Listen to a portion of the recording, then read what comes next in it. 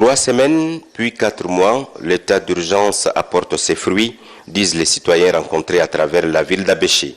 Depuis l'instauration de l'état d'urgence pour la première période le 19 août dernier, aucun cas de conflit n'a été signalé dans l'Ouadaï, expliquent les citoyens. Je crois qu'en tant que citoyen, si cet état d'urgence peut solutionner le problème, les conflits intercommunautaires, nous adhérons parfaitement.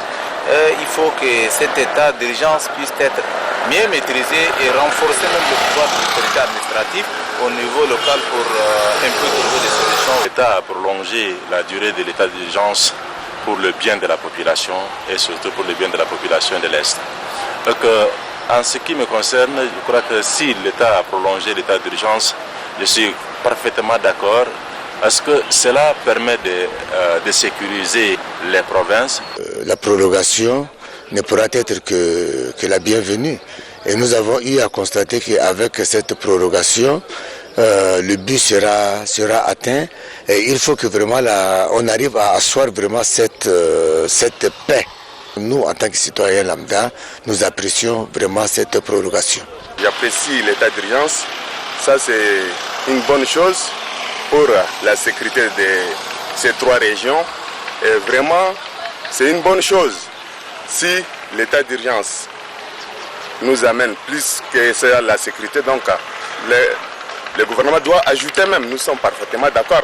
Autre aspect positif et non du moindre, les hommes qui avaient l'habitude de passer des heures et des heures en dehors des familles se ressaisissent. 17 femmes qui apprécient également la décision du gouvernement tendant à ramener la paix. Cette initiative a vraiment réglé le problème de la province. Depuis que cet état d'urgence a été mis dans la province du Ouadaï, on n'a pas du tout écouté quelque chose.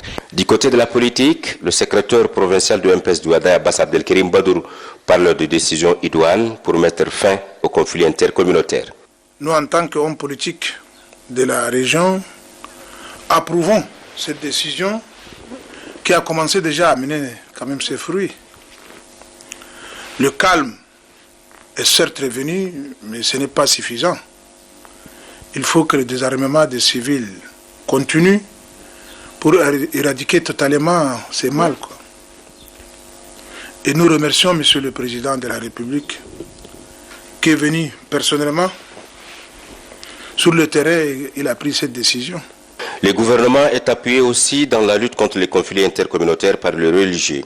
Le Conseil islamique du Ouadaï a réuni ce jeudi les imams des mosquées de la prière de vendredi pour unifier le message. Un seul mot, la cohabitation pacifique, comme nous l'explique ici Abdelbassit Senoussi, chargé des affaires sociales. La prière de vendredi demain dans toutes les mosquées de la ville d'Abéché, il y a un seul sujet qui sera dit, lu et débattra par tous les imams, à savoir l'objet de la cohabitation pacifique et le comportement vis-à-vis des états d'urgence que nous vivons actuellement. Nous avons une projection dans presque 3-4 vendredis de mois en cours. Nous avons sillonné toute la ville et pouvoir faire des conférences, des sensibilisations en masse dans la ville, dans tous les arrondissements de la ville d'Abéché.